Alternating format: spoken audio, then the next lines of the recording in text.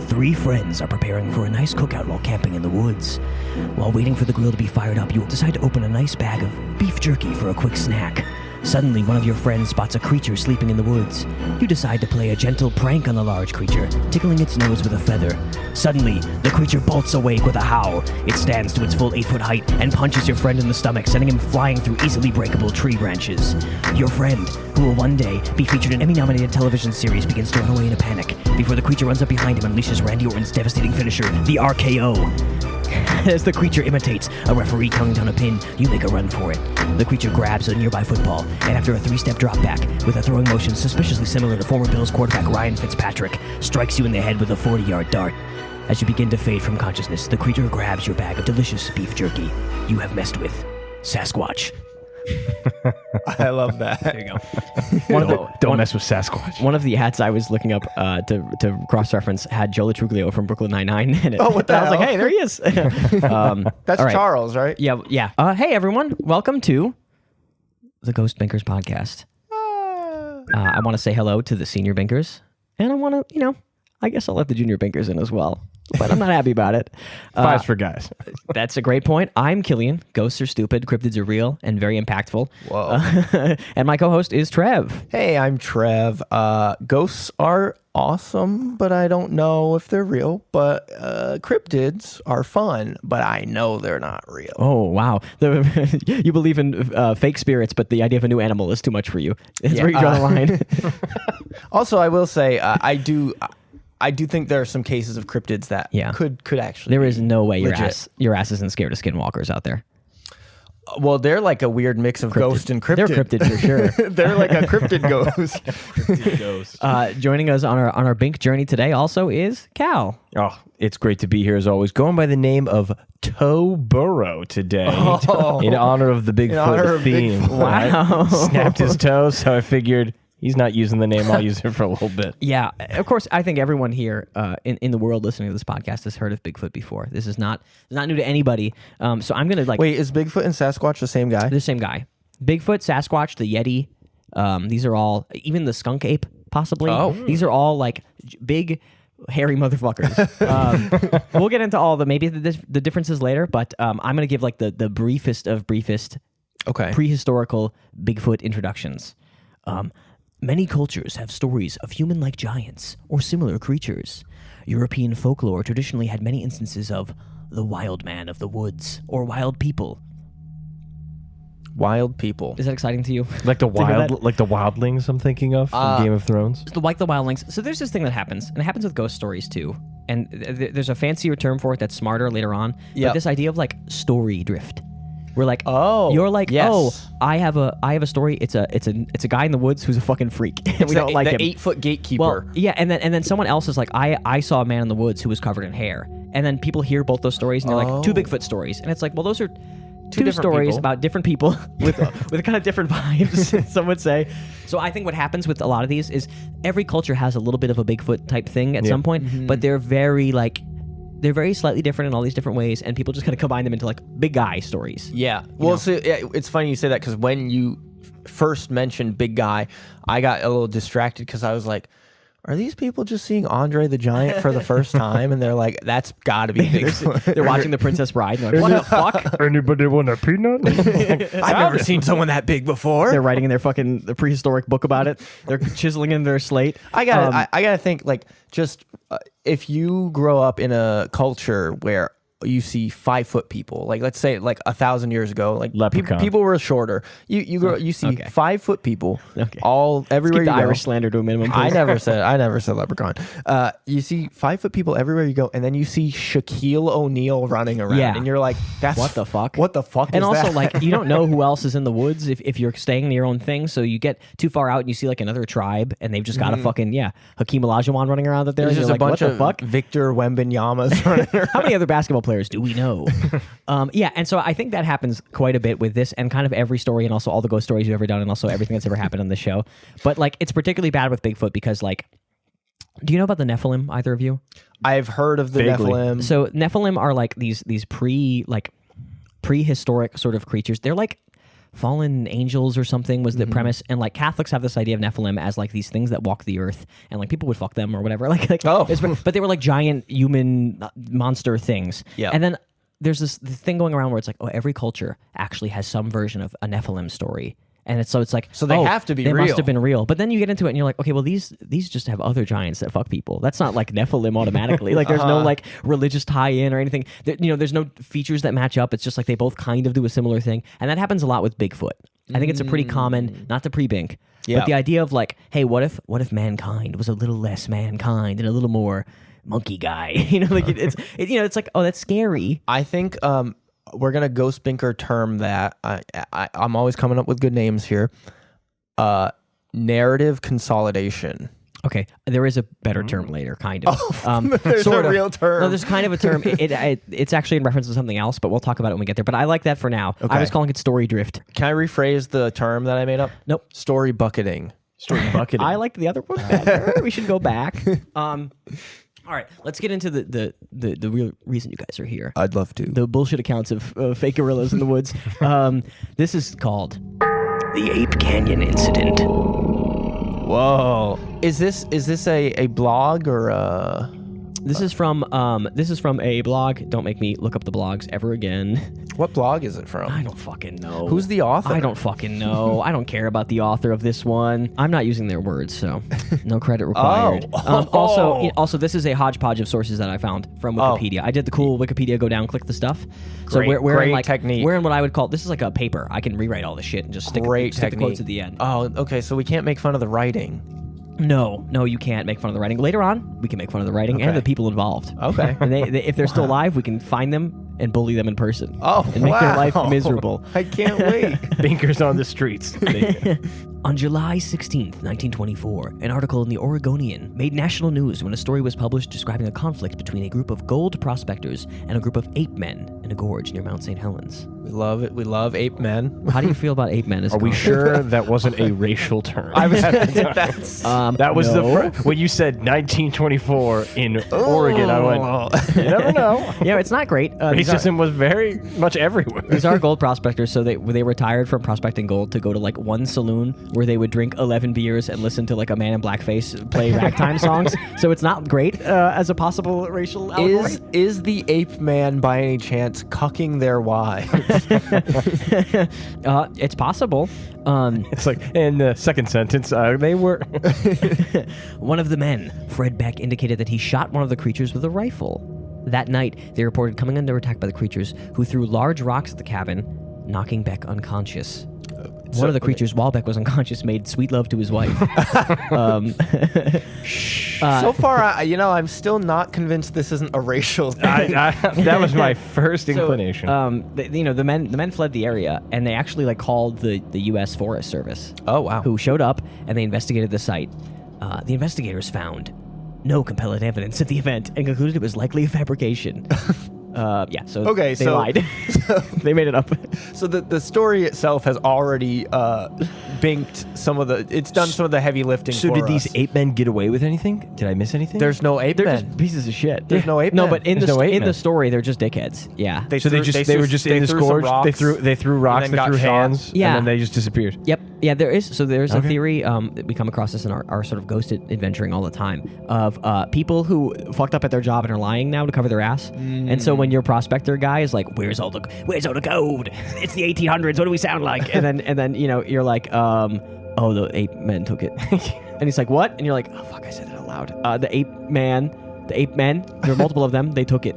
They knocked me unconscious with a rock. The origin of my dog ate my homework. I don't care about no rootin' tootin' ape man. I want my gold. Yeah. The Wikipedia article also mentions offhandedly that like the idea of ape men, bipedal ape men, or mountain devils is like a persistent piece of folklore, but like again, kind of. Okay. Kind of. And anytime you get into American history, there's like 700 Native American tribes with different shit, and then like a bunch of Europeans who were like drunk and lying and confused. So it's like, I don't know how likely it is there's actually something, but this is the first like maybe like Bigfoot type incident that we have like real good reporting on existing. Now, before we get into like the juicy goose, the real incidents of the world, I want to talk about the name Bigfoot. Because earlier we said Sasquatch, we said Yeti, we were all confused. So I'm just going to give you very quickly the etymology of the large foot. Of the large, large foot. And the reason I'm going to do it is so I don't have to do my voice, because this is informational. Okay. In 1958, Jerry Crew, a bulldozer operator for a logging company in California, discovered a set of large 16-inch human-like footprints sunk in the mud of a national forest. 16. Can we all just real quick estimate what 16 feet is? 16 inches yeah. is? So hold on. It's the average. Yeah, it's the average penis twice. is the math I use for that. Okay. This feels like 16 inches. That might be a little. You both might be a little small. Maybe you're in the area. Whoa, that's looking good. But it's it's a big foot. It'd be a large foot, I'd say. That is a pretty big foot. Again, I think Shaq probably has similar size feet. But I'm checking Shaq's foot size. That's a great now. look up. I'm gonna keep going, and then you interject when you get it, but don't ignore my sentence because it's very important to me. Foot size. When oh my god, 22. 22 inches. I'm seeing a size 22. I'm seeing 14 inches. Oh, size 22. He's a size 22, 14 Okay, inches. so 2 inches bigger than Shaq. Basically, Shaq. This would be like an 8 foot tall person, or a Shaq-sized person with bigger feet than Shaq, perhaps. Yeah. And what year was this? 1958. This is 1958. How old is Shaq?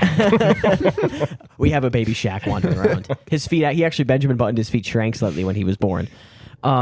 So when Jerry informs his coworkers that he has found these large footprints, many of them claim to have seen similar tracks on job sites, and they talk about like, there used to be an oil drum that was like 400 pounds, and they would move in the middle of the night, and so Jerry is like, oh my gosh, something is happening here, a large thing, and all of the men start calling it Bigfoot because of the large footprints. Yeah, that's where the Bigfoot name comes from, is because the Bigfoot that made the prints. That makes sense.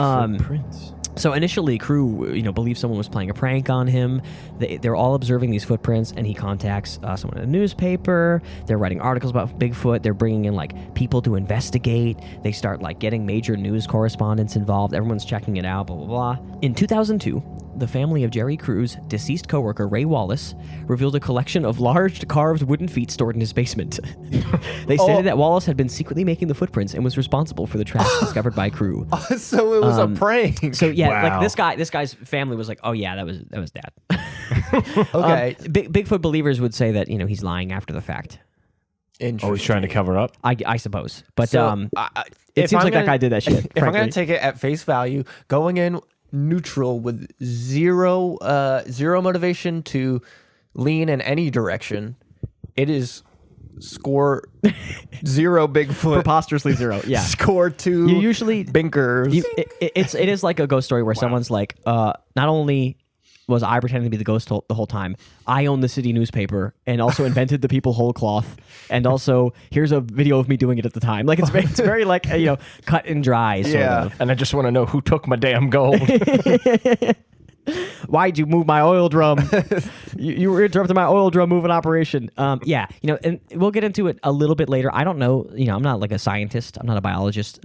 There's always discussions when it comes to the feet and the footprints, is like how they actually work. A lot of times they're too even. They're not made with the correct pressure of like a foot walking because they're being pressed into the ground with big wooden things. And that was one of the talking points about the original Bigfoot cast, is that they weren't like made in a way that indicates someone is actually walking, and like, because your feet, different pressure. Yeah. Also, they're all pretty consistent usually. Yeah. Which is another thing that isn't really super common with footprints. And then like when a creature gets to a certain size, the feet have to do different things to compensate. Sometimes the toes are too short for how big a creature would have to be at that size. That kind of shit. We're gonna gloss over that stuff because it's not as fun. But that is like the reality of like, if you're investigating cryptids as an animal, you would be doing this work and trying to understand it. We're not footprint experts, but we're foot fetishists.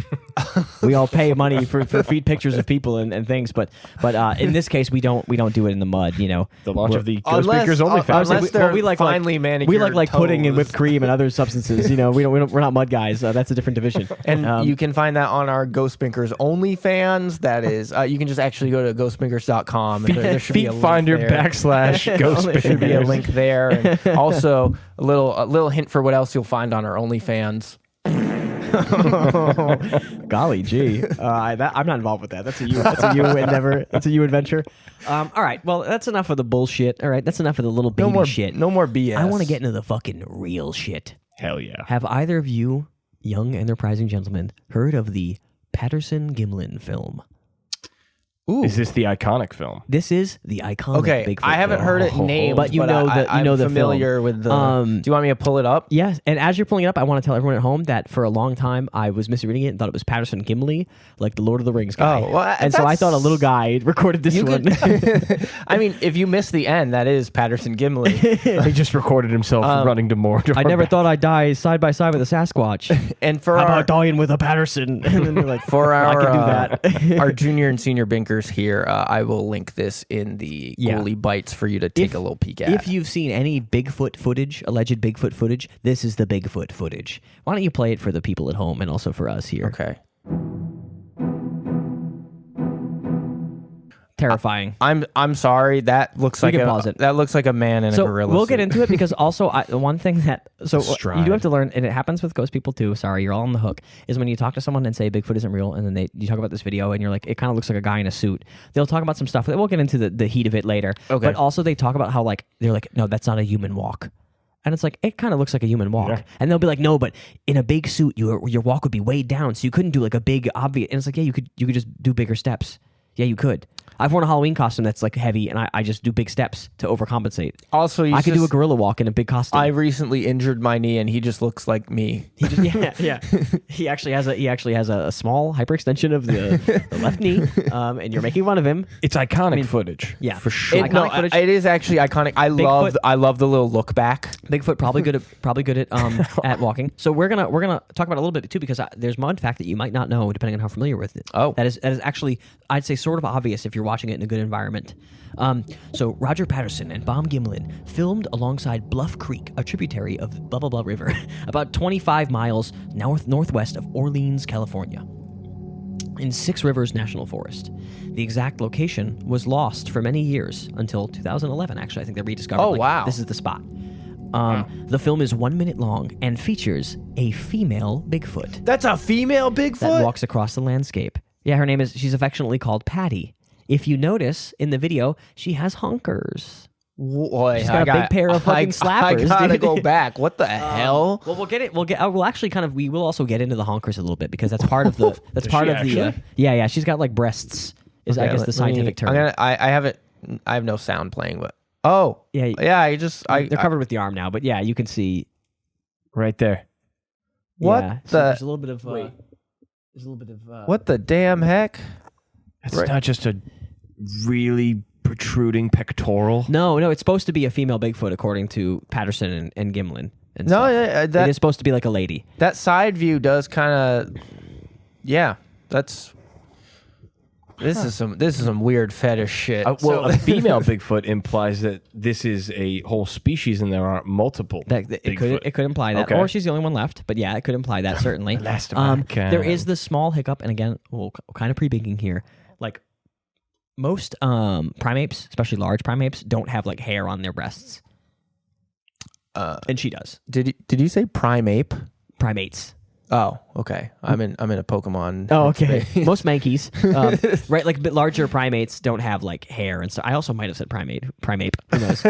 Apes and primates, but they usually don't have hair on there, which Patty does. Here. Oh, interesting. So that would point towards some shit we'll get into later. The missing link. But she forgot to shave. Don't get the creationists involved. So why were Patterson and Gimlin in the area? Any guesses? Fishing. Fishing sounds like a pretty good one. Maybe I bet you they were making some type of film. Yeah, do you? 1940s. You want to guess? You want to guess the topic of the film? I want to guess. It's not Bigfoot, is it? No. I think they were filming for a movie. I don't know, something like a Davy Crockett adventure series. Or that's a kind of a good idea. It's a movie about Bigfoot. That's what they were doing. They were doing a Bigfoot film. So they, they were doing a sort of docudrama, a little fake documentary thing about like a group of like hunters, Davy Crockett style hunters, who get like raided by a Bigfoot. Basically. Wait, so this one's fake too? Well, so when people were like, oh, they'd have a costume, people were like, oh, but if you look at other monkey movies of the time, like Planet of the Apes, the costumes aren't as good and stuff. Like they don't look as monkey-ish as whatever. I would argue that maybe we just like the look of this one more. Yeah. And it's not actually higher quality. It just looks more like what we want it to look like or whatever. Yeah. And Planet of the Apes is going for a different thing. And also they have to act on screen, and there's like hundreds of hours of filming, so you can't put a lot of detail. Walking. There's 1 minute of a a human in a suit. I also I want to amend my previous statement or my question. That's fake too. They're all fake, but this one is supposed to be presented as like real. But now it seems like that one's also. I'm presenting all of this fake. as real. All of this is fake.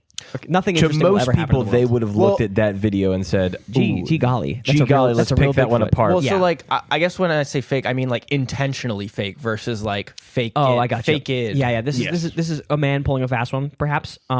Okay. Yeah. So they just weren't incredibly lucky, and they found a Bigfoot while making their documentary. See, if they were just fishing and they were filming like the good vibes, and they're like, "Whoa, what the fuck is that?" I got Loch Ness. There's this quote from someone named Marion Place about Patterson, and I'm gonna read it, and it's very very glowing with discussion of him. You know, okay. To put in perspective who this guy was, sort of a little biased. I'd say so. Okay. In 1962, he visited Bluff Creek and talked with a whole host of Bigfoot believers. In 1964, he returned and met a timber cruiser named Pat Graves, who drove him to Laird Meadows. There, Patterson saw fresh tracks. For him, an almost unbearably exciting, spine-chilling experience. What a tremendous feat it would be. What a scientific breakthrough if he could obtain unshakable evidence that these tracks were not the work of a prankster, but the actual mark of a hitherto unknown creature. If he succeeded, he would be famous and rich. Alas. Alas. Wait, hold on. Where's my Killian alarm?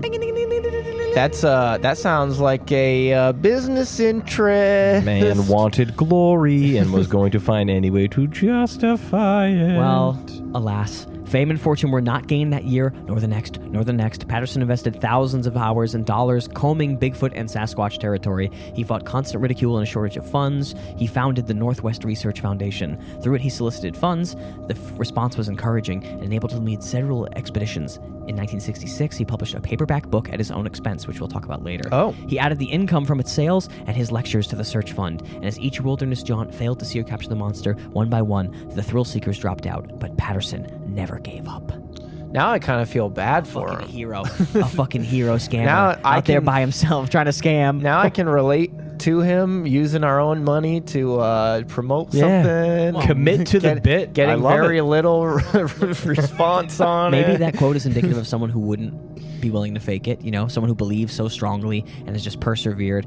Also, maybe someone who's getting tired of running out of money and needs to fake it a little extra. Oh, yeah, I was gonna say that's a little foreshadowing there. So let's get into the story of how the film came to be, because we've all seen those gorilla tits swinging around. And we got to get into the business of it now.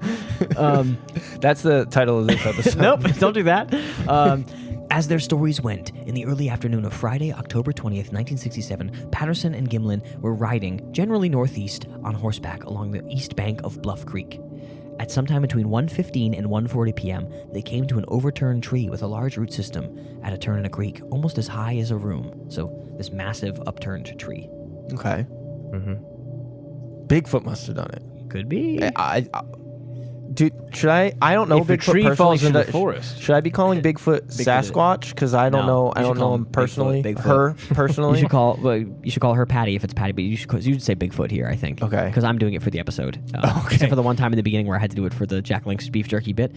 Okay. So they come to this massive tree, overturned. When they rounded it, there was a logjam, a crow's nest left over from the flood of 64, and then they spotted the figure behind it nearly simultaneously. It was either crouching beside the creek to their left or standing there on the opposite bank. Gimlin later described himself as in a mild state of shock. And obviously no footage because it's unplanned. This will lead to that footage. This is what they're describing as the instant where they captured this footage. Okay. So this is how they got to this location and found out something. Yeah, they're coming across this thing and they do it. The prequel. So Patterson initially estimated his height at 6 feet 6 inches to around 7 feet, and later raised his estimate to about 7 feet 6 inches. Kind of putting our Shaq theory back in play. 7'6" is Victor Wembanyama's height. Very Shaq. But if we know between 7 and 7'6", we're in very that Shacky is very territory. The creature looked like he could average 13.3 rebounds. Patterson watched as the creature attempted to shoot a free throw and missed horribly. Oh yeah, I don't care about this. Some people later were like, "That's too tall. Doesn't matter." Who gives a shit, baby? We're talking about a fake guy. I love that. That's the part where people are outraged. So they see this creature. They're like, "Holy shit!" He pops down and pops his camera out, basically. Okay. And obviously, like the thing in the film matches the Bigfoot descriptions that people give, right? Like, there's something about that where you'd go like, "That's not a Bigfoot. That's got this." You know, it's it looks just like what I would expect a Bigfoot to look. Can I ask a quick question? Yep. So you said they stopped the film, obviously, right? Yeah. Trevor, you know way more about cameras and technology of that time period. How long does it take to set up a camera or some type of video recording system back in the 40s? This is the 60s. 60s, excuse me. Okay. So you've got 60s and 70s. So film had been a thing. You've got in some quick Hollywood. Google search. You've got somewhat like hand-mounted or quick-mounted film cameras at this point, and you definitely could get something on a roll of film that was like shaky and jittery by holding it with your hands. That's why I think the initial film was kind of bouncy and jittery. That's why our version was like stabilized. There's quite a bit of motion, as I assume he puts it on his shoulder or whatever. But to get that up and running, how quick? Well, I mean, they do have like the smaller like handheld ones that you could either like crank. I mean, this one definitely is not a crank video because the frame rate would be like constant. They might have interpolated this frame a little bit. They could, but it would still would still show some weird like speed changes and stuff. There are some specifics about the exact filming in a little bit. Okay. But it's a very short film. It's only a minute long. Yeah. So if you have a single roll of film that you slap in there and record, that it's reasonably doable. The filming is not the most outlandish part of getting your friend to walk around in a gorilla suit with big honkers on it. To pretend that he's Victor Wembanyama. This is the kind of weird part, I guess I would say. Patterson estimated he was about 25 feet away from the creature at his closest. Patterson said his horse reared upon sensing the figure, and he spent about 20 seconds extricating himself from the saddle, controlling his horse, getting around the other side, getting his camera from a saddlebag before he could run toward the figure while operating his camera. So that's your question. He says it took about 20-ish seconds to hop around, grab the thing, pull it out, get it going. That makes sense. Which is reasonable with the technology. Like we're not in like film, slap it down, spin it, get it winding. Like it's not like the 1800s where a camera is like a room that you have to set up. We're on film, but it's reasonable that it could work roughly in this time, especially if you're prepared to film something that day. You know, like you got it ready to go. Yeah. He yelled. This is the funniest part because it reminds me of remember that cop when the acorn hit his car and he did like 3 barrel rolls and then like shot at his deputy. Remember that guy? Yeah. It kind of reminds me of this because it's very funny. He yelled, "Cover me!" to Gimlin, meaning get the gun out. Gimlin crossed the creek on horseback after Patterson had run well beyond it. And Patterson estimates he came within 60 to 90 feet of Patty. Then, rifle in hand, Gimlin dismounts, but he says he doesn't point his rifle at the creature. That's good. I don't know. Good gun safety. Not trying to be rude here. Shoot the fucking thing. Shoot first, ask questions later. If you're not going to capture anything about this creature, pop it. Pop it. But what if that was the last living Sasquatch? Well, if it was, it escaped. And we never found it. Or wait, you've robbed of a scientific discovery. What if it had a litter of little baby Sasquatches that it was taking care of? You're fearing one of them grows up and RKOs you one day in the woods because you shot its mom. Well, now I am. That wasn't my original. My original fear was the babies will die because the mother never comes back because you shot the Sasquatch. You go to shoot Sasquatch and she gives you the tombstone pile driver. I don't know. I think pop it. Give it a whirl. Do something. I want someone in one of these stories to be a man of action or a woman of action. And so far, we have a lot of cowards. I gotta get a gun sound effect here. You don't have to get a gun sound effect. Not given the state of the world today, frankly. Okay. The figure had walked away from them to a distance about 120 feet before Patterson began to run after it. The resulting film, about 59 seconds long, at 16 frames per second, to answer your frames question. So 16 frames per second. A slow frame rate. Wow, that is... I mean, it's too fast for animation. Well, it depends. 24 is when you get into motion territory, right? 24 is what the typical camera shoots at. Yeah. Slow-mo is anything more. That's like television. That. Yeah. 30 is news, typically. Cal? Yes. Former news anchor? Yep. Former news anchor. 60 is video games that make me dizzy that people say look good. Also, very buttery smooth B-roll. Yeah. Ooh. Okay. And Patterson got about 80 feet from the figure. 24 meters for you metric heads at home. 24 meters. At that point, the figure glanced over its right shoulder at the men, and Patterson fell to his knees in a Walmart, clutching that his quarterback had been traded away. No, yeah. So that's when the figure looks back. Trev, the aforementioned look back that you love so look much. Back. Look back at it. Yeah. This is like around frame 264. Okay. There's a couple famous frames. The look back frame, 264, and then I think 352 is the famous look back frame. That like if you've seen a picture of Bigfoot, it's probably actually this frame of this film. Patterson said it turned a total of I think 3 times. Okay. I will say the way it looks back is very human in the sense of like an animal usually when they're looking back, and this is me. They stop and turn. I'm binking. This is not debunking, you know. I'm vibes based. Usually I feel like an animal like does, like you said, stop and turn. It slows down at least. I feel like kind of turns or darts around. away. Yeah. When I was a youth and I saw this, I think the first thing I did was be like, oh, that's a guy. I think I've just kind of rode that instinct out for the rest of my life. I think it's just a guy probably or a lady in a thing. So anyway, shortly after glancing his shoulder on the film, the creature disappeared behind a grove of trees for about 14 seconds, then reappears in the film's final 15 seconds. That's after Patterson has moved 10 feet or so to get a better vantage point, and then the creature, fades away and the film runs out. Coincidental timing, perhaps. They both happen simultaneously. Interesting. So this is the part that's, I guess interesting. I don't know. Gimlin remounted and followed it on horseback, keeping his distance until it disappeared around a bend in the road 300 yards away. Patterson called him back at that point, feeling vulnerable on foot without a rifle because he feared the creature's mate might approach. The entire encounter had lasted less than 2 minutes. Oh, so big man Sasquatch shows up and was like, "Hey, get the fuck away Quit from checking out my girl." Well, that's what they're worried might happen. They Yeah. might have a mate. Which also, I mean, sometimes ladies are bigger, so who knows? True. But, Oh my God. not with primates necessarily. But What if like male Sasquatch is like a 4'5", 2-foot little guy, Muggsy Bogues type little guy? Yeah. He's just a little fella. Just Danny DeVito. Get the fuck out of here! You're with my wife. Get away from her. Hey, what do you think you're doing? She's like, you don't want to get him going. He's like, let me at him. She's just holding him Yeah. up. Honeys, come on, let's go home. I can take him.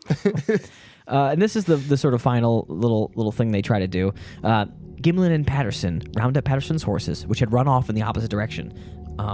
Patterson got his second roll of film from his saddlebag and filmed the tracks.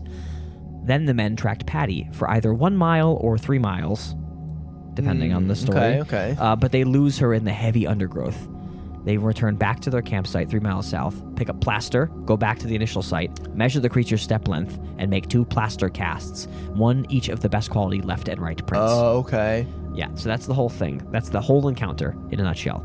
There's a bunch of I didn't put all of this in here because there's lots of people picking at this thing. Famously, Yeah. I did attach in the Ghouly Bites a Reddit thread where someone kind of summarizes some of the arguments. It's not a particularly wonderfully made graphic, but it's useful enough if you just want to know the quick objections to it. Okay. From seeing the footage, it doesn't sound like either of you were particularly convinced by it visually. I'm always wanting to believe these things, but it looks way too much like a monkey suit. To me, it looks a lot like a person walking. I don't really get the people who say it's not a human gait. To me, it looks very human. I think it looks like someone doing a little bit of a monkey walk, like a jaunty sort of trying to look like a monkey when they don't know how it looks. I think I want to believe the footage, but I think the problem is that Patterson and Gimlin were out there filming about Bigfoot, and I'm like, this just feels all so coincidental. So people definitely pointed out that they definitely would have needed a Bigfoot costume for their Bigfoot movie that has Bigfoot in it. Yeah. Also, a few years prior, I think actually the year before, I mentioned Patterson self-funding a book. Yep. And it was Do Abominable. That's a fucking hard word to say. Do Abominable? Do Abominable Snowmen of America Really Exist. Abominable Snowmen is another word for Yeti. The Yeti, yeah. So this book, Do Abominable Snowmen of America Really Exist. If you want self-published. if you want to change the name of it, I believe in Santa Claus or Rudolph, they call it a Bumble. We'll get Bumble. there. But my father loves the Bumble. For Christmas one year, I got him a little Bumble plushie that I found at a store, which he loved dearly. I love that. So that book, self-published in 1966 by Patterson, features a drawing of a female Bigfoot, similar to Patty. Interesting. So it makes sense that he, as Patterson thinks about Bigfoot, he's thinking about the lady Bigfoot. Because people are like, oh, it's weird that it's a girl. That makes it different. Because you feel like if you were making a Bigfoot, you'd be like the guy. But clearly Patterson has lady Bigfoots on the brain. He's thought about them before. Is he horny for Bigfoot? You saw her you saw those fucking yackers, but not to be too crass about it. Wait, so let me just make sure I'm understanding correctly. We'll get to my bit once you finish this point. He drew a horny picture of Lady Bigfoot in his book and then filmed this? I think he had someone draw it. Or he based it off another artist. I think he drew a version of another artist's work, like as a lady Bigfoot, has similar kind of proportions to Patty in his book a year before, and then they made this. Okay, so again, because people have always said like, oh, it's a lady Bigfoot, that makes it more real because like you would do a man Bigfoot, but he's like a lady Bigfoot guy. Clearly, he's thought about it before. The argument that it's got to be more real because obviously you would do a man. No. Yeah. Have you ever seen the Gooners online? Okay, of course they're doing a lady Bigfoot. A lot of like cryptid and ghost evidence is people going obviously and then saying some shit that you're like, I guess, man. I don't know if that's more obvious. The bit is just the Patterson Gimlin film today, and it just Lady Bigfoot has a baby L. And that's kind of the whole thing. She's got honkers and a big ass. BBL Bigfoot. Yeah. It's sort of Cardi B back there walking around. That is really like all of the information about that.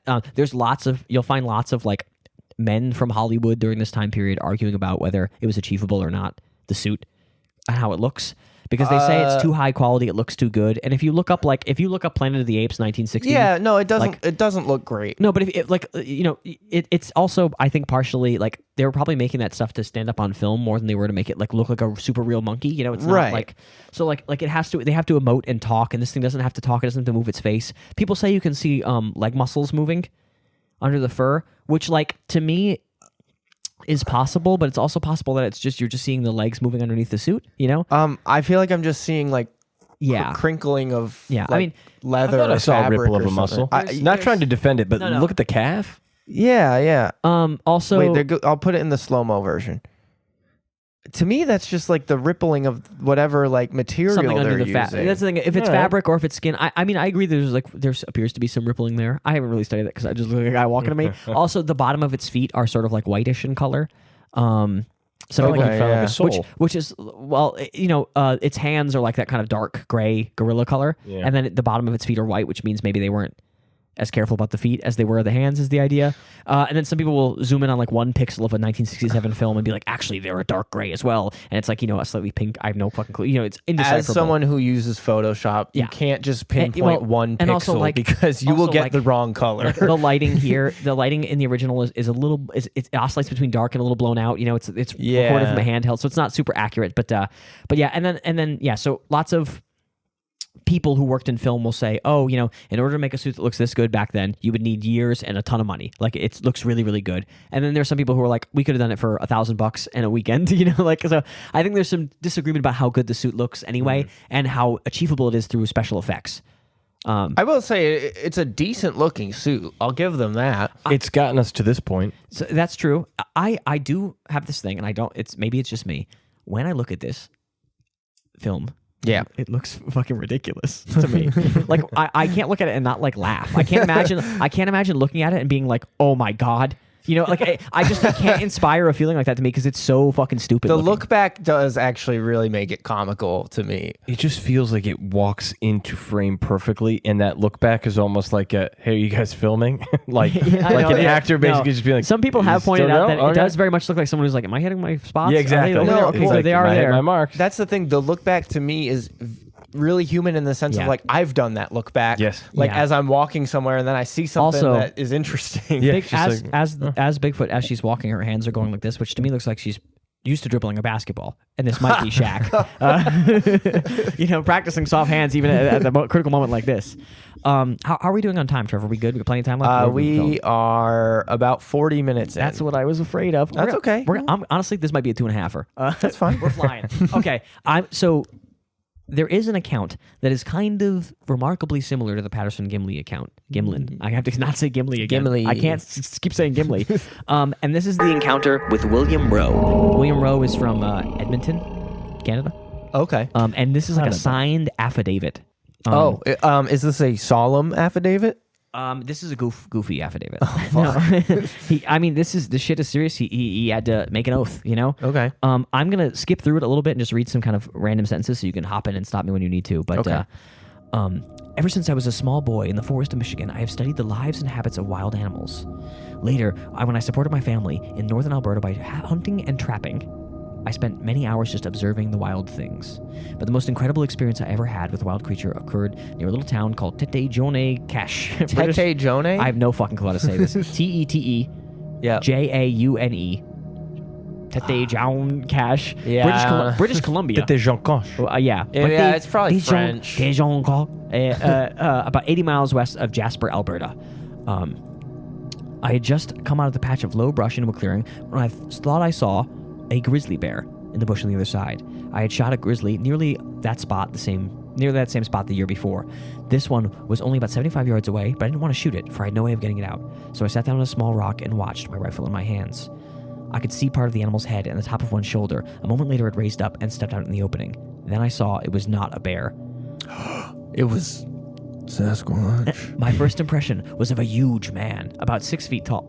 Not that big. Everyone starts... Not that big. Huge man, 6 feet tall. Well, this is what I'm talking about. Culturally, everyone was shorter. This was 55, right?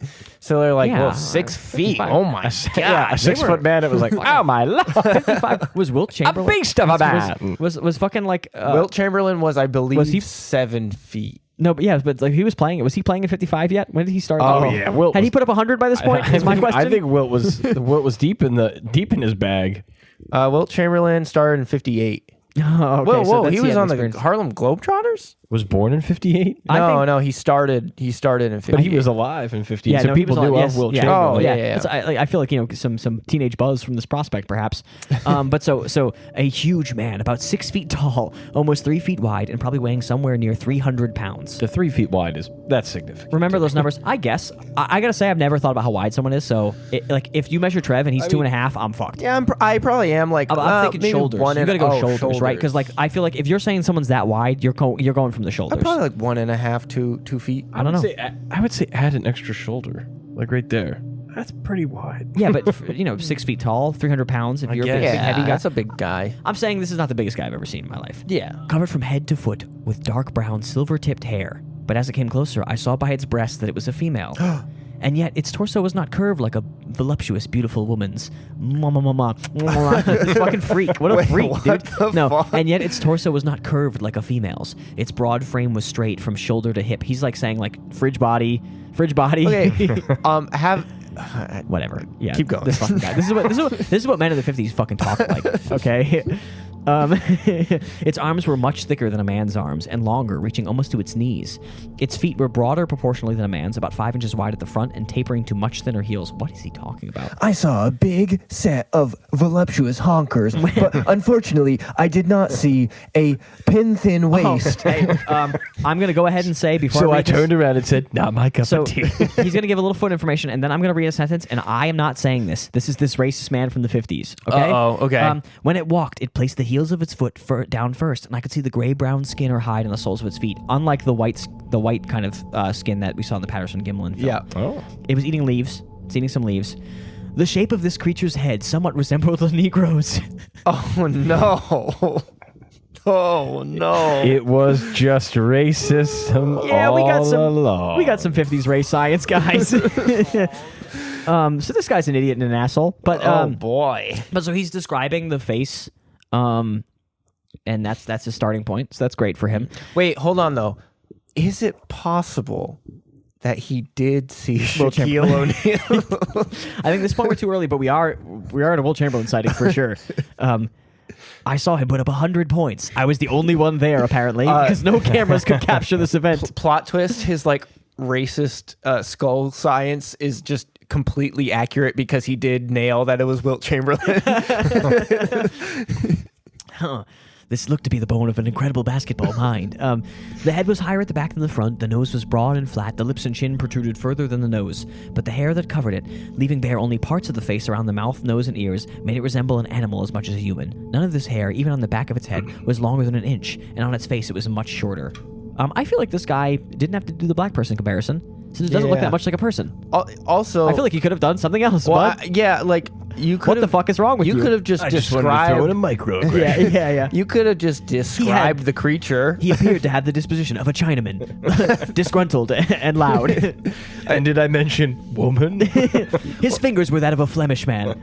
Well, he described the creature, but first he just had to take a little pot shot first. Yeah. He couldn't help himself. I'm sorry. Look, I'm writing the affidavit. I might as well get some thoughts. You out were here. right. This is a solemn Yeah. affidavit. So he essentially describes a lot of the similar sort of stuff. He's heard of Sasquatch before, critically. Like Okay. he says he's heard of the Sasquatch, the Great Hairy Native Americans. He doesn't use that word.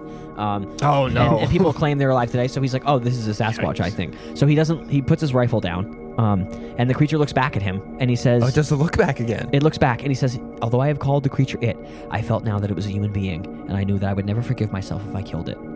So he's also a pussy who can't take a shot. We got another shot, not taker. Now I'm confused. I'm sorry.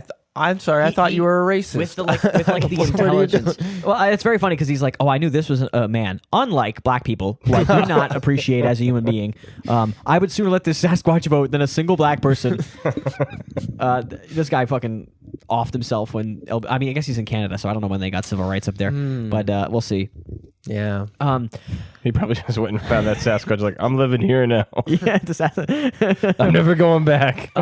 So he decides not to kill it. And just as it came to the other patch of brush, it threw its head back and made a peculiar noise that seemed to be half laugh and half language, and which I can only describe as a kind of whinny.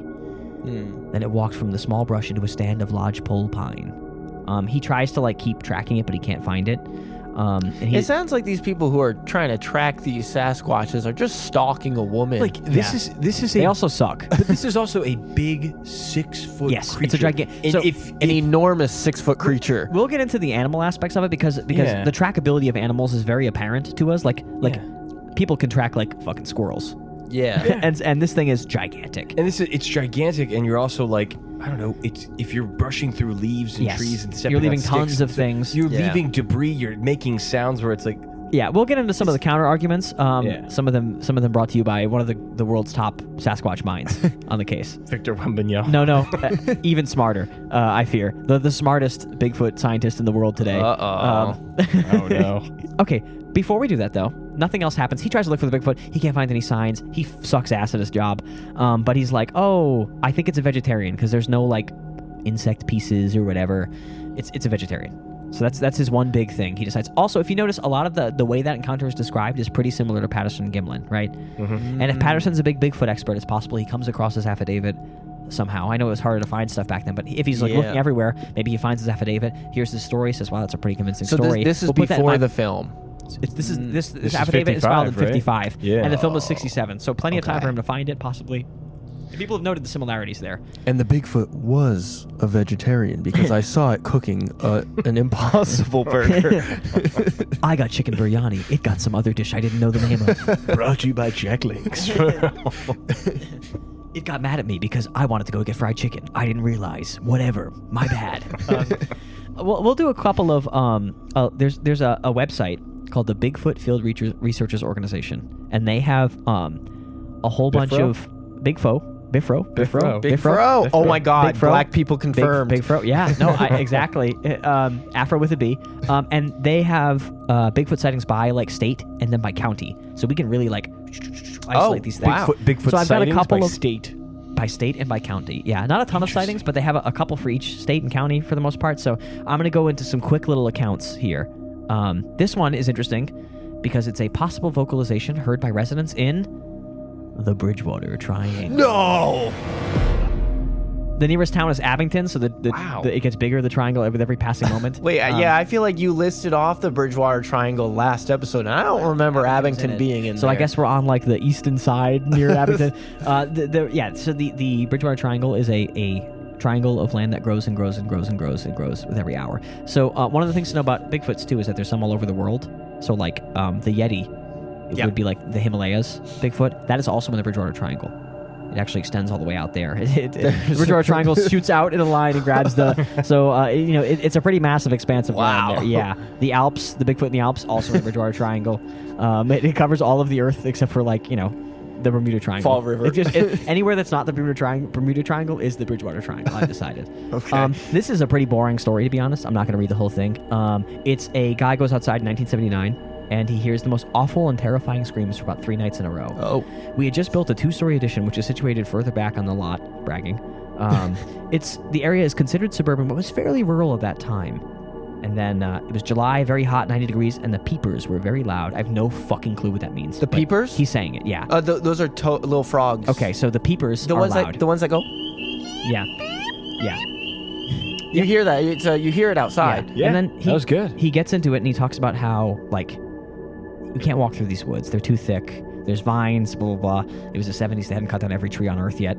So you know. Unless you're a Sasquatch. And he gets upside and he says he sees the something, but he's not clear about what it is. This is classified as a Class B. The website has classes. Oh, they have classes? Yes, this is a Class B. But he just hears some loud screeching, some shouting, and he asks his neighbors, and everyone's like, yeah, it was crazy, this shrieking.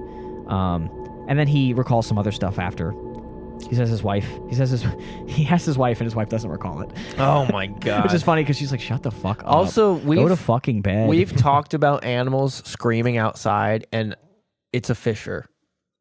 A fisher cat? Yeah, I know. usually, No. Nope. Oh, Yeah. I learned. So my dad will not a fisher cat. My dad will cut your head off if you say that. They're just How called, dare they're you, just Cal? called fishers. They're just called They're fishers. just fishers, but people call them fisher cats, and it makes my dad really mad. He's gonna come up again. He's gonna come up again, my dad. But for now, Oh, he's here right now. I wouldn't surprise me.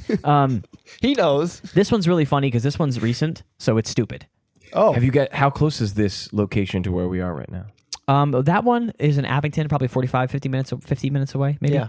I wonder if the house and the guy are still there. Possible. Also, little what is Baker still field there? trip. What is Baker still field trip. there in Abington? Recommendation: Jerry's Pizza, great bar pizza. Oh. So we could go there and do that, and then pretend to go see the Bigfoot and just eat bar That pizza. sounds great. because that's sick. What if we run into it? He's at Jerry's also. We could use the pizza as bait for Sasquatch. They say they're out of like jalapeno poppers, and he's like, he's all pissed, you know. All right, this is an account from 2015. Nearest town is Lakeville.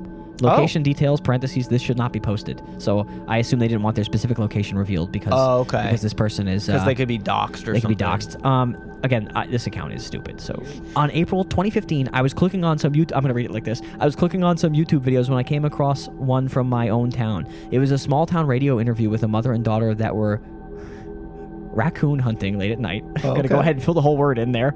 I don't like saying it. I know. Do you want me to say it for you? No, I don't want to say it. They were coon hunting. I don't like it. Also, I hate when people say that because it's like we're not in fucking Alabama. You Yeah. can't say coon hunting. We're raccoon hunting. God damn it. See now this this guy outs himself as being a website viewer of this site. I'm going to show why in a second. Okay. So it was a small town radio interview with a mother and daughter that were raccoon hunting at night in an area that I know well, and they had a Class A encounter. Oh yeah. I would classify it as a Class A by I'm this not website. gonna lie. I've heard a decent amount of stories about Bigfoot. I would never know how to classify But them. if you're like, if you have read enough Bigfoot stories about the Class A encounters, you're into it. So anyway, he sees this radio interview. I told my son about it. His son must have been so happy. I told my son about it, and he went for a walk in the area a couple days later. He called me and told me that he came across a structure that must have been built by Boy Scouts or something. I went in to check it a couple days later and took some very good photos of it in the surrounding area. I returned to the area again today, 8/13/2015, literally. There were primaries going on for the future of our country, and which I can send. And then this is about 2 miles from an area he reported a Class B incident on back in 2009. Oh wow. Yes, there was a Class B and A within a 4-month period in 2009, not more than 50 miles apart. So this guy rocks. All the photos are not here anymore, but I don't need to see them know that they're stupid. Can you actually send that one to me? I might archive.org. I was just saying, there's probably a way to way back it. But I was mystified by the YouTube dad. Well, my problem here is the people who find exactly what they're looking for every time. Yeah. That's a problem. If for you me. offhand know the classifications of the Bigfoot Field Researchers Organization website, no offense to those people. I mean, if you work there, that's your pass. If you're like I maintain the site, you get a pass. If you're an average person, you're a Class B dad. Yeah, you're in trouble. Okay. Yeah, you kind of have some problems. Not problems, but like you're on my shit list. This is another one. These have all been Class Bs so far, which means like reasonable evidence, but like limited sighting evidence, stuff like that. It's not super clear evidence, I guess. Is the distinction. There's Class C is the lowest, Class A is the highest. Class S is if Bigfoot rips a family member in half. Quick little update here. I tried to hack into the mainframe. The pictures are still missing. Yeah, I feel like probably the way the website is hosted means that once they're off the site, there's probably no way to really pull them. Yeah. They're probably like hard-coded images from the site itself, and so once they're gone, unfortunately. But we have another one. Federal law enforcement agent, so the smartest people. Only the best. Yeah, really, really top of the fucking food chain here. Describes possible snow tracks on private land adjacent to the Pocahontas River, which apparently is 10 miles from Huckamuck Swamp. Oh, okay. So in the Bridgewater Huckamuck Triangle. Swamp, famous Bridgewater Triangle. The whole fucking thing's there. The nearest town is North Dartmouth, which is probably in the fucking triangle at this point too. But also kind of starts to be, Bristol County-ish, which is interesting, sort of southern in the state. This is off of like around Route 6 too. So if you know the Route 6, you can kind of place it. Not a super interesting account verbally, but the man goes outside. He's a federal agent for 16 years. Again. That's a startling review of his character. He goes outside, and several other family members see them as well. The toes of the footprints penetrated under the snow about an inch. So it's a foot with forward momentum going up the hill, he says. Several family members see it. My cousin's daughter saw it in the backyard first. He's a hobby cryptozoologist. She showed them to her dad. He called him. There's kids running around. So he's like, I don't know how well preserved the tracks are because there's kids running around, blah, blah, blah. I'm going to show you guys the photos. Okay. And you can let me know how you feel about them. That's a bear. Here's this. So there's that. This is the photo. This is the It does look animal-esque. There's another one. So one thing to note that's interesting about these is, again, you can see the kind of intermingling of tracks here. Yeah. This sort of makes it look like it's a human footprint, and then these tracks just kind of stuck on top of each other a little bit. Oh, interesting. If you look closely. So these to me look like kind of combination tracks or like manufactured tracks. Not to slander this incredibly stupid law enforcement agency. I see what you mean because it looks like a shoe. Yeah, this looks like it could be a shoe, and then this looks like it could be like whatever. Yeah, right. Because if you're walking, you make the impression, and then your feet kind of roll up to the toes, and then you keep going. Whereas that bottom one specifically, Trevor, to your point, looks like it was a shoe, and then people were like, "Let's just put 4 little toes." And he said they were up a hill. But here it looks very heel dominant. I feel like you would see more digging of the front of the foot. Well, the toes are completely even. Yeah, and also the toes look splayed pretty far for a regular gait. Toes on most creatures don't splay out that far necessarily. Now, I will say if it's a composite track though, it could be an animal that has a different foot shape where the toes splay more, like a dog or a wolf or something where it splays more, and then it's on top of the other feet. Or if I'm climbing a sand dune barefoot, my toes might spread out like that. I hope I never see that in person because it does not sound appealing to me visually. So yeah, I mean, I guess you can take that evidence to the bank. I can send you this one as well. Okay, yeah, I will. This is in I guess near North Dartmouth, roughly. And once again, Bink Squad, I will link these in the Ghouly Bites as well, so you can do your own independent investigation on them. But these are interesting to me because they're Massachusetts especially. They're local to us. The biggers. Okay, but I think I know what you guys are saying. Class A, please. Class A. I've heard of this Class B shit. I want Class A shit. I want Class S. I also want Class S. Again, I think a Bigfoot does have to rip a family member apart on camera to get that. So we'll have to settle for Class A. Do they have any Class S? No, it's just Class A. Okay. I'm gonna email them every day. And be like, you have to add a Class S for if a Bigfoot kills me. S tier. If a Bigfoot kills me, I want it to be an S, and I want to try and get a Bigfoot. It's gotta be. I want to go to Bigfoot and killing me. So this is Massachusetts, July 14th, 2009. Again, Barack Obama, president. Sasha, Malia, coincidence? There's a Bigfoot running around. The Bigfoot's out because I'm sick of him. I'm gonna drone strike him later. I gotta be honest. I faked the whole thing. So this is near the New Bedford Freetown line. Which, honestly, depending where in Freetown they are, might be in the Bridgewater Triangle. Yeah. So buckle up for Freetown that. Forest. Yep. This says I and my girlfriend. I think it should be my girlfriend and I, but it's fine. It's okay. I and my girlfriend were riding in my Jeep. Jeep. Okay, so we're disqualifying this one for this Jeep. This feels like song lyrics. I was just going to say. In my Jeep. I and my girlfriend riding in my Jeep. I was thinking like something very like Sufjan Stevens, something very sorrowful. My girlfriend and I were riding in my Jeep. Oh, okay. In the forest we sleep, where the Bigfoots keep. It's just something very like fucking. The guitar's going behind it, very gently. I hope future me remembers to Google Sufjan Stevens. Well, no, I was gonna say. So current me hopes future me makes a song out of that. Yeah. But future me definitely doesn't want to do that. This is your podcast ghost and editor Trev here. I am not going to do that. future you is going to hear you say this and be like, fuck. Motherfucker. Why'd I commit to the bit in that moment? I and my girlfriend were riding in a Jeep on Route 140 from New Bedford to Freetown tonight, July 14th, 2009. And about 11, my girlfriend seen this large... Yep. And we can make fun of the writing here. Oh, this is definitely a New Fall Bedford River guy, person. yeah. Fall River, Me and New my Bedford kid. girlfriend, he's seen No, it, I kid. seen Like, it. Dude, I had crazy big balls, kid. It was nuts, dude. I seen it, guy. Guy, he was smoking a full pack of fucking Newports, kid. I swear to God. So my girlfriend seen this large brown hair covered man standing up from a crouched position on the side of 2-lane highway. She lets out a scream, prompting. Dude, this is the first time this guy's ever used prompting in his entire life. She let out a scream. He Googled the meaning 4 times. Yo, what's that word? What's that word that Miss Edelstein said in 9th grade? Yo, recumbent? No. When you gonna do something? Oh, prompting. Yeah, dude. Hell yeah, bro. Prompted. Respect to the vocab word. Prompted me to look at the creature standing there. He made fluid movements like a man and had an almost ape-like quality. Yeah. What does that mean? We couldn't see his face, but upon returning to the area, we saw the man there was nothing. Oh, okay. That's a sentence. I read that sentence. To you. I don't know what it means. The man there was nothing. I'm gonna read those 2 sentences again, and you can see if they make sense. Okay. He made fluid movements like a man and had an almost ape-like quality. Okay, can we pause there and just try to break that down? Fluid movements like a man, like what I'm doing now. Yeah. But ape-like quality, maybe like the hands felt heavy. Like I think this guy might have limbs. seen the Patterson Gimlin movie the day before, based on how he's described. Based on he heard a man on TV say prompting and describe this way like 10 minutes before this happened, right?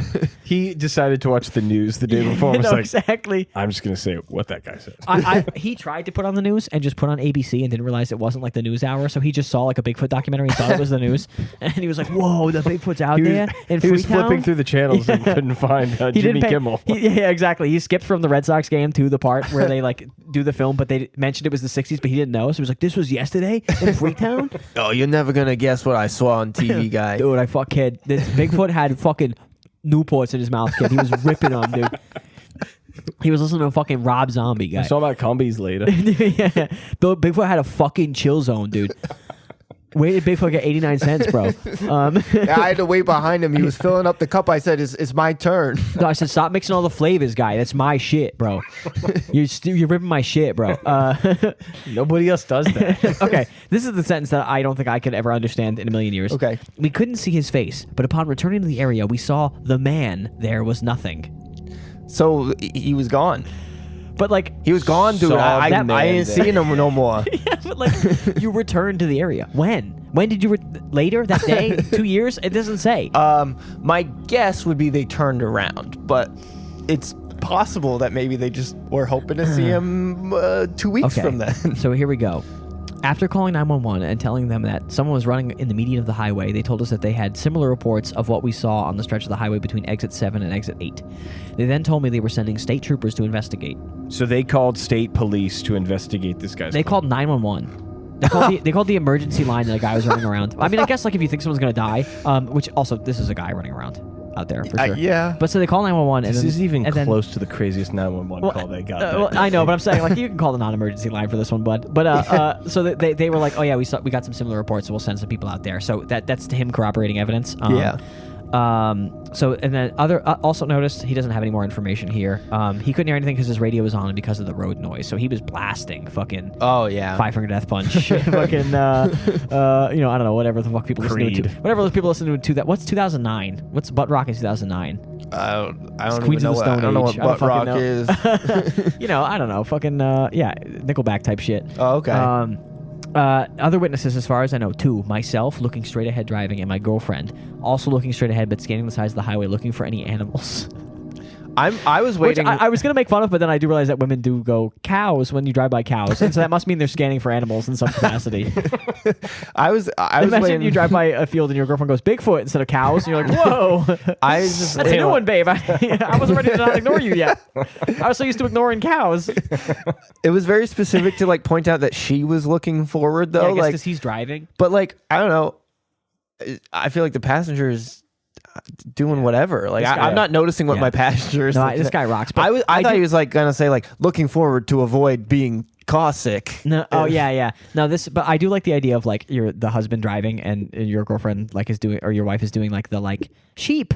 And you're like, okay, cool, babe. And then she's like, Bigfoot. And you're like, wow, yeah, Bigfoot. That's crazy. Yeah, oh, he's really cute. What? You're too locked in on the ignoring your wife mode to fucking look over. Yeah, that truck is a crazy shade of red, babe. That's true. Yeah. Only the best for you, dear. Yes, of course. Yeah, I would call it candy apple too, babe. Yeah. Yeah, Bigfoot is 6 feet tall. And then, they ask for more information, which he doesn't really have anything interesting, unfortunately. Kind of want another ring if he hit his free throws, but that's neither here nor there. So they, this place, the BFRO has like follow-up investigators. Well, I appreciate These motherfuckers rock. I like that. So they sent a follower investigator, D.A. Brake. He has a PhD. Oh. They put that in the thing. In what? Bigfootology. This is much stranger, I suppose. D. Brake holds a PhD in immunology. Oh, so like actual shit that matters. Yeah. So shout out to him. He goes out 3 weeks after they receive the report. The girlfriend doesn't want to talk about the incident since the memory of it still upset her. She's like, I'm pissed off, guy. It freaked me out. He reports that she smoked 11 Newports in the 3 minutes they talked. All right, sorry. She's wearing cheetah print for some reason. So he visits the site. He tries to like recreate it. He kind of goes over what the witness says and stuff like that, and tries his best to re-find it. So the placement of the 911 call was not confirmed. He couldn't. Oh. Okay. He couldn't confirm that. And then the witness reported that he subsequently had an informal discussion of the sighting with a friend who is a Mass State Trooper, which is hilarious. Of course he did. Of course this guy is friends with the Mass State Trooper. Yeah, my friend's a Trooper guy. I told him about the Bigfoot. He said, I told him about it. He said he'd seen it the other day. He said he had to shoot one. Like he thought it was a black guy. He unloaded a clip on him, and then he fucking almost killed him. And then he just goes over the detailing. So he couldn't find anything. But the witness said it was not a teenager playing a prank. Okay. If that's helpful to you. I don't know why. I kind of didn't assume it was a teenager playing a prank, to be honest. Now that makes me think it was a teenager playing a prank. Yeah. All right, let's do our final Class A for Massachusetts. Okay. That I felt like finding. I'm also keeping this is Plymouth County. This is the Bridgewater-ish county. Yeah. So I'm trying to stick in that area. Isolate to the triangle. I'm trying to get triangular vibes, but none of these are particularly triangular. We don't get a specific location about this one, I think, other than it's close to the Bridgewater town line. Okay. Okay. Location details. 2013. 2013, LMFAO's Party Rocket, Sorry for Party Rockin' has come out. Yeah, the band has been the Harlem Shake, I think, is around that Harlem time. Shake. Twitter is really just kind of starting to pick up steam. Yeah, Nostalgia Wave 1 for the Jersey Shore has happened. Carly Rae Jepsen was last summer's song. Yeah, she's old news now. Yeah. We've moved on from Black Widow by Iggy Azalea. Summer, late June, 2013. Again, we are near the Bridgewater state line. I haven't told anyone about this because I didn't want this guy harassed or bothered. I assume he means Bigfoot when he says this guy. Oh, okay. It crossed the road in front of me within 100 yards of the town dump entrance on Route 27 close to the Bridgewater town line. Someone could find this really accurately. Yeah. I don't know the fucking town dump in Hanson, Mass. I was driving near the town dump. What the fuck? At 1 in the afternoon. Dead daylight here. Okay. Also, 1 in the afternoon, around the end of June last year. It was raining very hard, so I guess not dead daylight. Okay. Rain light. A large figure came out of nowhere. I hit my brakes, but was far enough back that I would not have hit it. Well, I appreciate guy lying about hitting a person with his car territory here. How do I cover this up? I'm just going to put this on this Bigfoot website. I didn't even come close. So if someone else hit it, if someone else found a dead guy, that's not me. Yeah, ran into a Bigfoot full speed. I didn't hit it, but if I did, here's how I would have hit it. O.J. Simpson is doing this report. It almost ran into the back end of that car, which I guess the car coming the other way.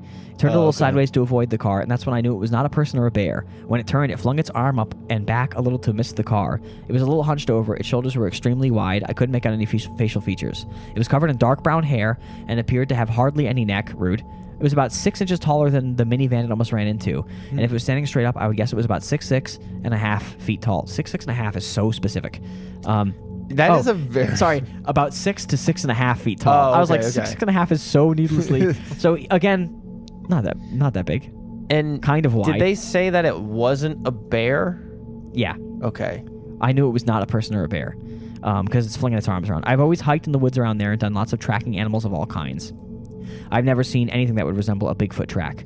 I've always had doubts about people seeing these, but now I will never doubt it again. It won't keep me from the woods, but I'll keep an eye peeled from now on. Other witnesses, just me. I was alone in my truck. Other stories, none. The only time he's ever seen this. Okay. 1 in the afternoon. He runs out of a gravel pit, blah, blah. The witness was very eager to talk to someone about the sighting, as he has only told his wife and has kept it to himself since. He hasn't even told his daughter, who enjoys the outdoors, for fear of scaring her. This is the follow-up investigator. He kind of redoes the thing, and then he, again, tries to go out there and never sees it. Okay. The follow-up investigator How close is this guy to the town dump when he gets these? You're making me go back to read how... Wow, that is... Well, I'm just thinking, right? Oh, he's driving within 100 yards of the town dump. So most of these... there's like a gravel pit he describes, if that's what you're going to be getting at. Well, I'm just saying, it's like most of these town amenities, like buildings and things, have some type of surveillance camera at around. What year is this? 2013. 2013, when that stuff was just coming out, and it was like, okay, let's start to put that around. So, I don't know. I feel like that would have been something to check. Yeah. So we have a little ghost metric I have, which is that. You know this one. Oh, okay. After 2012, I don't believe your ghost story unless you have high definition video of the ghost. Fair. Because we are in full on get your iPhone out and point it at Bigfoot territory. Yeah. This is an old guy in a truck, so flip phone dad for sure. Did he call somebody? Or doesn't know how to work the camera? No, he only told his wife, is what he says. My thing is, let's get some cell phone data. How quickly did you call somebody? Again, this might not even be a phoned gentleman. Fair. Yeah. And nowadays, you're right, Killian. I think this makes sense. Like, if this happened 2016, you're like, oh, yeah. I claimed I saw it. Yeah. It's like... Put that on Instagram, bud. Yeah, exactly. It's like, I like when bro, guests... is it on Snapchat or Vimeo? Yeah. I like when guests say I'm right. Also, Bigfoot confirmation, Daily Motion, for sure. That's a Daily Motion video if I ever saw one. So those are the Class A encounters, which you'll note are... no more significant than the Class B encounters. I think it's if you get a clear sight of the creature, you're in Class A territory. Okay. And the verification seem mostly to come out and make sure that no one's lying, obviously. Right. I think you could drive by, but you're not going to see a Bigfoot in the same exact spot. So yeah, he's mostly the just trying to... chance of catching that in the same spot. I'm going to assume the investigators, and you can get some information about the classification systems and stuff. I assume they're mostly trying to verify the story in a way where they can catch an obvious lie or a fuck up. Yeah. But this guy is like a little freak. He loves this Bigfoot. He's never seen it again, but he's so excited. He's jonesing for the next time. His wife said he was white as a ghost when he got home. Oh. And he's retired from the Patriot Ledger newspaper, which I guess is a Bridgewater-ish area newspaper. And he's a reporter. Yeah, and he dismissed stories from the past and the Huckamuck Swamp stories, and he said, I will never doubt anyone again. Whoa. But that is the encounters in Massachusetts. Most of it seems to be like Bridgewater Triangle-y, Bridgewater Triangle-ish.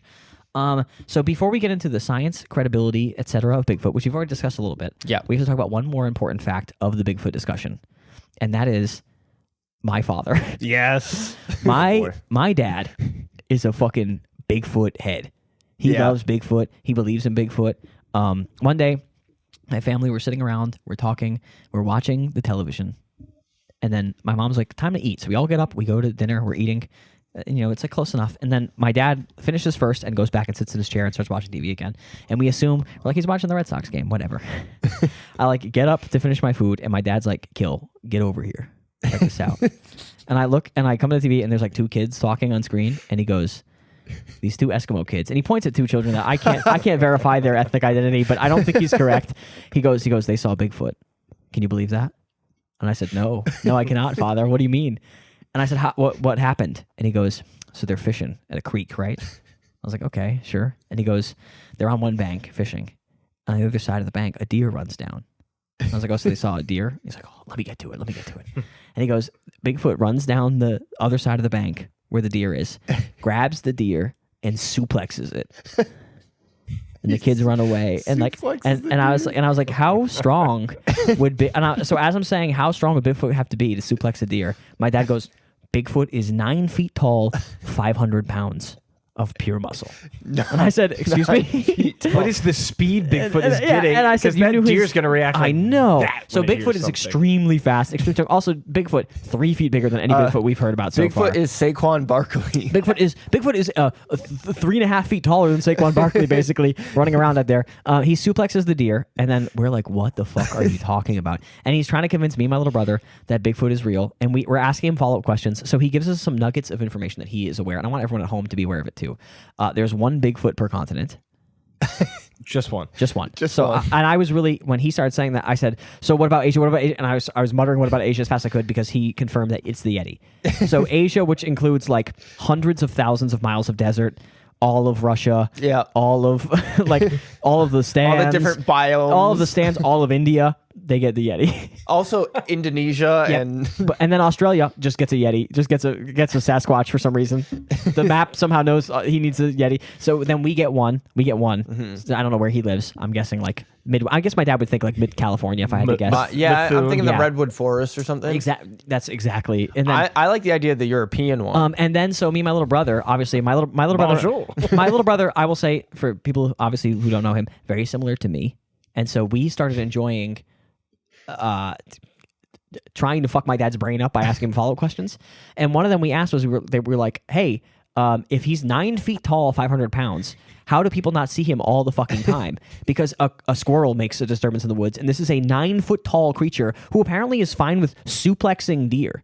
Yeah. And he was like, they're really smart. And we were like, he suplexed a deer. And then my dad, when he gets mad, he can't talk clearly. And he went, he's part human, trying to say human, but he said human. And then me and my little brother went, human. And we laughed for 25 minutes. And I don't think I've ever stopped laughing about him yelling, he's part human, because he was mad that he couldn't suplex a deer. But so in his mind, that they are so smart and they know the woods so well that they can like elude human capture, which kind of is something you have to believe if you think they're real, right? Because Correct. like, especially nowadays. We haven't gotten to this. We're going to move right into the regular shit. Although there is one funny thing we're going to have to backpedal to my dad now that I think about it.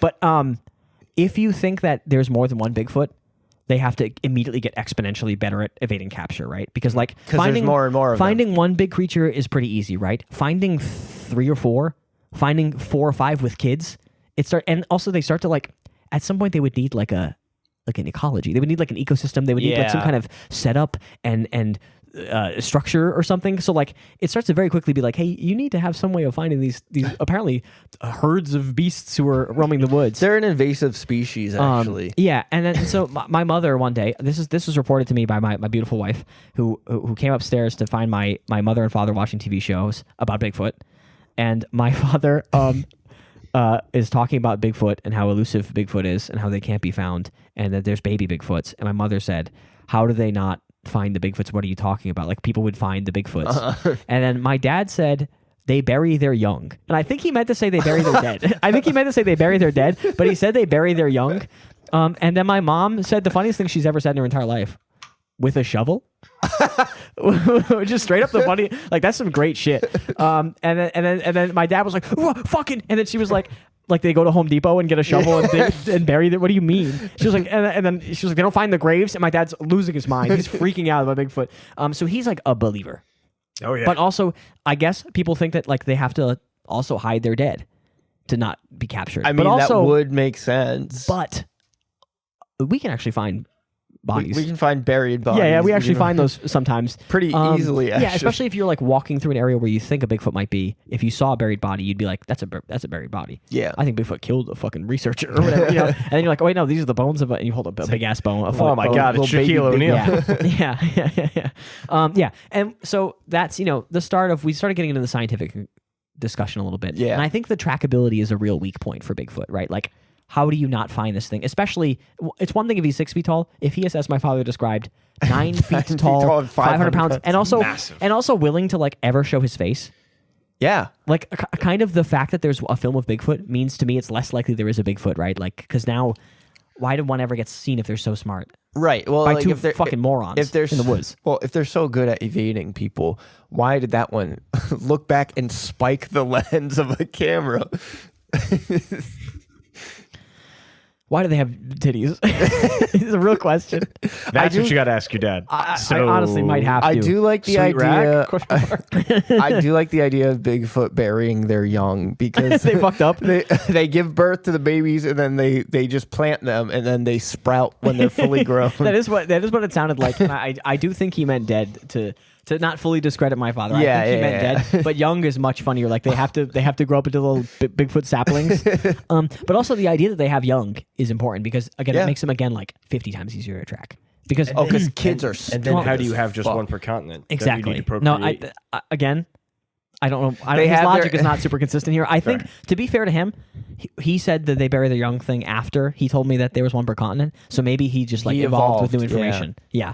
Or they do have an annual Bigfoot conference where they all get together and they have a little Bigfoot orgy. Yeah, it's also like, again, the continent structure. Where do you think they meet if they did? If everyone from the continents had to come meet? The Bermuda Triangle, of course. Oh, that's a good one. I was gonna say Hucklemuck Swamp, or honestly, like Las Vegas Convention Center, just fucking, or like what's like Arizona, like all the Glendale, Area 51, all the Glendale Convention Centers. Where Vegas gets what happens in Vegas stays in Vegas. Yeah. Bigfoots are like, you cannot tell. Yeah, you see them all roll in and they look at everyone and they just put a finger up to their mouth. Someone's like, I just saw a fat pair of Bigfoot titties. And the fucking hotel lady's like, don't say anything. No. Yeah, I think that's all I have for Bigfoot. Have any of you had any Bigfoot-ish encounters? I have not. I did listen to a podcast with a Bigfoot believer, and he made like some points that were like interesting to me. Tell me them so I can laugh at them. I can't remember. Oh. He did say something about how Bigfoot's they had like a butt print of a Bigfoot, and the shape of it indicated very muscular build or something, muscular cheeks. That's like all I remember from that. Heavy. But that's not evidence for Bigfoot. No, that's evidence that someone made a butt print that's muscular. You know what I mean? That's like being like, oh, we have a mold of his cock, and it's evidence that Bigfoot has huge dicks. It's like, well, okay, we just like did that. That's just a penis. That's the thing you decided to do. We don't know whose penis. That's sort of a thing you got up to at home. I don't know why. I'm trying to find the guy who did this. Yeah, so I like me holding up an 8-inch Bigfoot penis mold. Strangely, Bigfoot has an average penis. It's funny with these cryptids though, because like last episode I did say I'm less likely to believe in the cryptid because it's physical based and it's pretty easy to debunk, and you could just say it's another animal. Well, that's interesting because I would feel like in terms of the scientific community, cryptids get a lot more. You get a lot more people who would be like, "Oh, I'd believe in a cryptid sooner because it could just be an animal we haven't found." Well, I have a but there, which is I don't doubt that people saw something and it might have been another animal that they have never seen before, or I'm very slightly willing to say maybe they saw a Bigfoot and they're all dead or something. And they're all dead. There is a lot of Bigfoot experts who go out there and they're like, oh, another smushed beaver I have to pull apart because someone thought it was a Bigfoot head or something. There is some of that. There are creatures that we've discovered that we thought were fake. So like the okapi in Africa. Oh, yeah. Like we thought it was fake. It was like Africa's unicorn. People made fun of it, and it's like a real creature that lives and is still alive, and you can go and pet one at a zoo and give it lettuce. I was gonna say, I think they might have some at Roger Williams. I actually think they might. They might. I know they have one in Zoo Tycoon. They are real creatures. Same thing, obviously, the giant squid, famously. Yeah. Although I will say, when you saw them pull that giant squid up, you were like, that thing's not destroying a boat. That's not a giant squid. That's not ripping apart a Spanish galleon on the high seas. I wouldn't say giant, maybe big squid. I wouldn't say giant. I feel squid. like I wouldn't beat it 100% of the time. I would get away from it one time, maybe. It's not that big. We'll have to run the simulations. But the idea is that, like, it's more likely we haven't discovered a creature than a fucking ghost is real. And so, to a science-minded individual, to kind of bring it back around is, I guess I will amend what I said last episode. I guess I'm more willing to believe the cryptid in the sense that it is something that we've never seen before. It's just maybe not exactly what these people think you that believe they in saw. some boring shit. Cal, where are you at on the cryptid discoveries? Let's see. So I watched this documentary on Hulu. Hell yeah. I think it's called Sasquatch. Hell yeah. And it basically... My father was watching this at the same time as you. Yeah. Probably. Like you probably didn't realize that you were mind melding for a moment as you both watched the documentary. I know. But basically it goes through this idea of like, okay, this investigative journalist goes out, and I believe in Northern California, which lines up with where some of this Patterson Gimlin film is. And so basically this investigative journalist goes out with a point to prove like, hey, Bigfoot's real, or to find something, because there's reports of a marijuana farm out there in 1993, I believe. And there being these 3 people that worked on this highly illegal marijuana farm. Especially back in the 90s, like off the books, like taking a lot of people that, were either in legal trouble or whatever. But basically these 3 people die mysteriously, and there's some guy that claims there was a beast that killed him. Essentially, what that boils down to, the documentary, is that they're probably like, this might have been a serial killer. Yeah, or it might have been like 4 drug runners, and one of them shot 3 of them and left. Yeah. Or like drug runners. Exactly right, killing. Yeah. So coming in, having watched that documentary, wanting it to prove to me that they found something and some type of evidence, and then basically settling on, yep, was probably drugs and some bad people. Yeah. See you guys. Like, I think coming into this now, I'm like, oh boy. Yeah. Yeah. A lot of this evidence has backed up that I think people were just fishing for some clicks, fishing for some fame, because you mentioned earlier that guy being like, I was in it for the glory, the fame. I could see it in the headlines, and then spent all of his money, all of his time, wrote these books, and lost all of his But credibility. then he created the Bigfoot look back. Well, I was gonna say, do you start to feel like if you're looking for the Bigfoot and you can't find it, at some point you got to be like, just get a guy in a fucking suit. Yeah. just to get people to believe. And just because I can't get the money, I need to find the actual Bigfoot. So if I just fake it a little bit, I can get the money to find the real one. You know, you could even do it.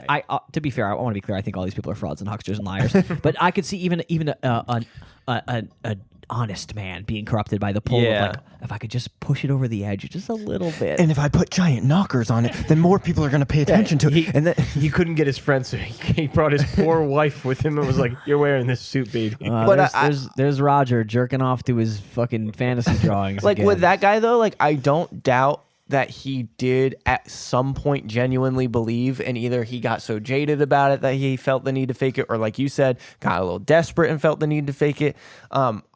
Same with these people. I don't doubt that they think they saw something and they might have seen something, but I just don't think it's Sasquatch. Also, we live in a country where like 700,000 people are shot every 5 seconds, and no one ever shoots a Bigfoot. No one ever pops at a good one. Not a single person has shot a Bigfoot. These people who, frankly, just from the Canada guy would shoot any black person he saw in the woods immediately is like suddenly like, oh, the humanity of this beast is too noble for my rifle. Like fucking unload a clip, Okay, man. so Mad dump on Bigfoot. Live with myself. Yeah. I'd kill his. It is possible that every Sasquatch comes equipped with some sort of Puss in Boots look that they can give that controls people into leaving them alone. Yeah, I think they see those Antonio hangers. Banderas. I think the hunters see those hangers and they're like, I can't take a good bear out of the world. But I feel like you gotta fucking do something. I don't know. They find people who've been smashed to death by elk and shit in the woods. You know what I mean? And no one's ever been killed by a Bigfoot. It's the same thing. No one's ever been fucking killed by a ghost. Give me someone who's been fucked up by one of these things. You know, that's what I want. I want a little death in my life. So I don't want to preemptively jump into the Bink scale if you had more to say, but I'm ready to give my Bink score. I think we should get into the Bink scale. For those of you at home, the Binkologists among you, 1 on the Bink scale is the fully binked rating. It is the lowest rating you can give. It means that shit is not real. Not real 10 at all. Means it's unbinked and we have to bink it. Yeah. It is worthy of being binked and therefore is real. Yeah. So from a scale of 1 to 10, Trevor, please give me your Bigfoot Bink scale rating. This is kind of crazy, but I'm going to say a 3. What if we made the tits bigger? Would that bump it up? It's going to be a 5. What if 7? What if it's Bigfoot but she had massive hentai knockers? would that raise it? Would that raise it up? I mean, that's got to be at least an 8 or what something. What if I googled huge breasts on the hentai website and then you imagine Bigfoot over it? Would that lure you in? I mean, that's one I want to believe in. Clear your chat GPT. No, history. so I'm gonna say 3 just because, like I said, I don't doubt these people saw something. I think it's maybe an animal that we haven't discovered already, Or like a bear. Or a bear. Or like a bear. A weird bear. Or like a weird bear. Yeah, I think one of the things with cryptids is you really can't discount how fucked up some animals can look if you're not expecting it. Yeah. Or if it's like a fucked If up it has version like of the animal. mange or something. Yeah, an owl that got all fucked up is such a weird looking thing. I just saw a picture of a rained on owl and it looks goofy as hell. sort of a Puss in Boots, a grumpy Puss in Boots situation. Yeah. A little bit. So yeah, I'm still gonna say 3 just because I think I'm feeling generous tonight. I think, and Binkflation is also a 3. Cal, we have a 3. Give me the good old 1 to 10. Think about that Hulu documentary you saw. Honestly, that's what I keep going back to, and a lot of that stuff early on, especially with Patterson and These Gimlin. 3 potheads stabbing each other to death. I'm with mountains. Trevor, and I don't think that these people saw something. I do think there is, since we haven't had any evidence outside of really that video being on camera. I think a lot of people are searching for some type of justification for it, or like wanting to be the first one that gets a confirmed sighting or interaction, like a real genuine, like I met the Bigfoot. I'm giving this a 1. Yeah. I don't doubt that. I don't doubt that these people interacted with something or heard something, but like, no. Yeah. Especially one per continent. Well, yeah. Okay, well, fuck you. I'm just thinking fuck you. They're real, and there's one per continent. But I give everything a 1 except for the one per continent theory, which is a 10. That's real.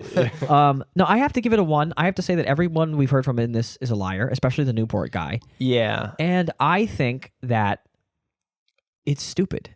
It's a stupid idea. The big monkey man is a dumb idea. I think it's dumb. I don't think it's even interesting to me, honestly, at some point. Like, the people being fascinated by it and thinking it's real is the funniest thing to me. But the actual, like, if Bigfoot was real, I'd be like, whatever. I don't give a fuck. Yeah. If Bigfoot was real, it wouldn't change my life in any way. If Bigfoot showed up in my yard, I would be like, get the fuck out of my yard. Hey, get out of here. You would be freaked out. No, I'd be like, get that deer. Stop suplexing that fuck. Stop power bombing that deer and get the fuck out of my yard. Also, I'm going to say this for everyone at home because some of these reports started getting into the 2014s. Yeah. From this day until the moment the United States has universal health care, you cannot see a Bigfoot. You have other shit to do. Okay? Until when we get healthcare, go walk out in the woods and see if you find a Bigfoot. But until then, you need to pay attention. You need to read books and pay attention until we have healthcare. And then once you have healthcare, you can go see Bigfoot. That is my decree to the American people. Figure your shit out. From this day on forth, you must pay attention. Just stop reading Bigfoot websites and vote properly. No toy makers to the king. If you do not understand how Social Security works, you may not go looking for Bigfoots in the woods. Also, all these trackers should know how to find a fucking Bigfoot. If you can explain adequately what a Roth IRA does, you may search for Bigfoot. So, one of the things I did forget was that every story you presented to us was a false pretense, and the whole idea of Bigfoot is almost just completely based on false pretenses. So I am gonna have to drop my score down to a 2 for that. I mean, look, I don't think Bigfoot's real. I don't think cryptids are real. I don't think ghosts are real. I'm a hater to my soul, to my core. But I also just find it so like irritating, the idea of a creature this big being like unfindable. Because at least the ocean is so fucking big where you can cheat a little bit.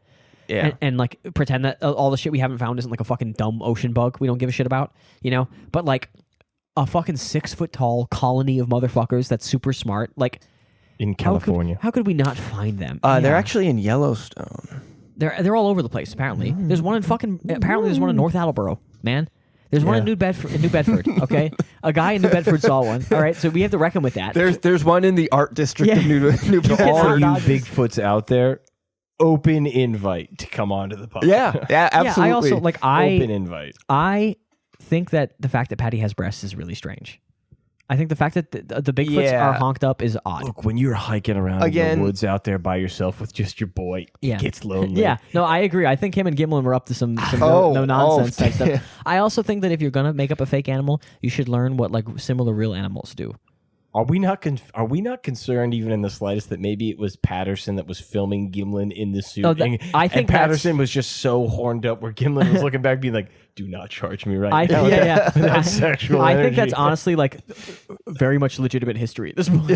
I feel like the way their story is described, it's like kind of sounds like one of you was in the big titty suit running around. It kind of sounds like I feel like doing a little cosplay. I feel like one of those boys was like, I guess I have to put on the girl Bigfoot suit, and they're like, we could make it a boy Bigfoot. He's like, I guess it's got to be a girl because that's the encounter we read about. He's like, I guess I'll have to wear makeup under the suit just in case. And he's like, I don't think so, man. I guess I'll wear heels because Bigfoot's really tall. I already had the picture commission, so it's got to be a girl. Might as well. Yeah, I think he might have been just a furry or something, you know. In the words of Shaq, Bigfoot, regular dick. Thank you for listening to this episode of Ghost Spinkers. Follow us on TikTok, Instagram, at Ghost Spinkers. You can email us, ghostspinkers@gmail.com. Share a story, request a story, argue with us.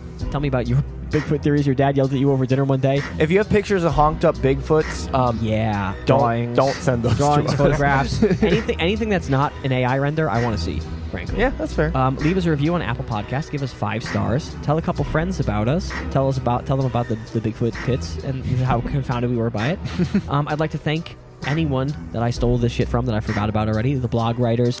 I'd love to thank specifically the Bigfoot Field Researchers Organization for getting out there and finding the Bigfoots. And I'd like to thank Patterson and Gimli for faking a film 70 years ago. Shout out to all of you. And you can find all this stuff in the Spooky Specimens down below in the description. On the Spooky Specimens. Thank you. Have a good night. Think about those cans swinging around in the forest. We'll catch you later. Bye.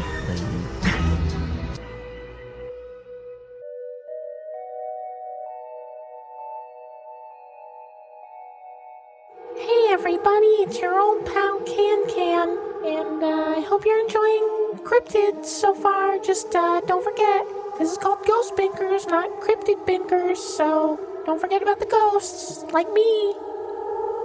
Hey, who knows, maybe when this is over, the guys will let me host an episode. That'd be kind of cool, right? I'll just leave you with that thought. I guess that's it. I'll see you later. Can phasing into oblivion. Hi.